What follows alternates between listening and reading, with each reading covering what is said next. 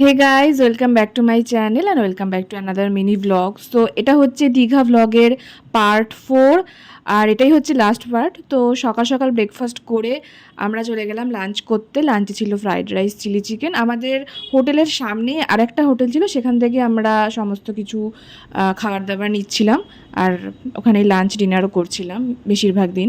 এরপরে আমরা চলে গেলাম দীঘার জগন্নাথ মন্দিরে, যেটা মেন অ্যাট্রাকশন। এটার জন্যই এখানে আসা, জগন্নাথ মন্দির দেখব বলে। হওয়ার পর থেকে তো জগন্নাথ মন্দিরটা দেখা হয়নি আমাদের। আর দীঘাতেও আমি এলাম অনেক বছর বাদে, যদিও ফ্যামিলির সাথে দীঘা আসার ঠিক 1 মাস আগেই আমি এসেছিলাম দীঘার এই জগন্নাথ মন্দির দেখতে। আমি, আমার হাজব্যান্ড আর আমার বান্ধবী তার হাজব্যান্ড 4 জনে মিলে এসেছিলাম। দীঘাতে স্টে করিনি, জাস্ট মন্দিরটা দেখার জন্যই এসেছিলাম। তো এটা আমার সেকেন্ড টাইম ভিজিট আর আমার মায়ের ফার্স্ট টাইম।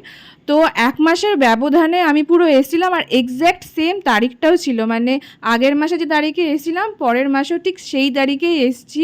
তো এটা তো জগন্নাথ মহাপ্রভুর টান ছাড়া অসম্ভব, আমি তো ভাবতেই পারছি না 1 মাসের ব্যবধানে একই জায়গায় একদম চলে এলাম। জগন্নাথ মহাপ্রভুর টান ছাড়া সেটা সম্ভবই না, সেটাই ভাবছিলাম আমি বারবার।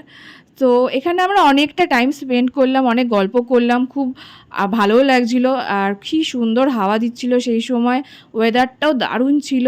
আমরা ওখানে বসে বেশ কোয়ালিটি টাইমও স্পেন্ড করলাম অনেকক্ষণ।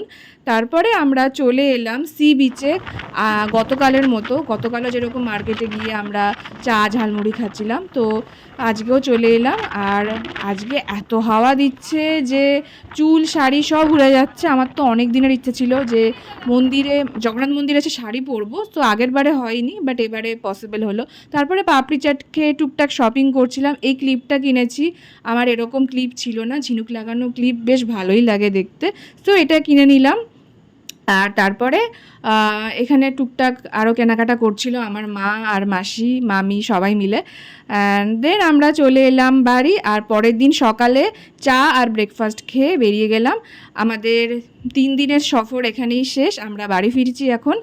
অ্যান্ড যাওয়ার পথে আমরা লাঞ্চ করলাম শেরি বেঙ্গল এই হোটেলটা থেকে। এখানে আমি বহু বছর বাদে এলাম। আর ফার্স্টেই নিয়েছিলাম এই স্টার্টারটা, লাঞ্চেও আমি স্টার্টার খাচ্ছি। অ্যান্ড দেন অনেক কিছুই নিয়েছিলাম, নান ছিল, পরোটা ছিল, অনেক আইটেম ছিল, অত মনেও নেই এখন। অ্যান্ড তারপরে নিয়েছিলাম একটা আইসক্রিম, যেটা আমরা শেয়ার করে খাচ্ছিলাম, আমি আর মা দুজনে মিলে। অ্যান্ড তারপরে আরও কিছু আইটেম ছিল, সেগুলো হচ্ছে এই নানগুলো ছিল, বেশ ভালো ছিল খাবার, ভীষণ টেস্টি ছিল।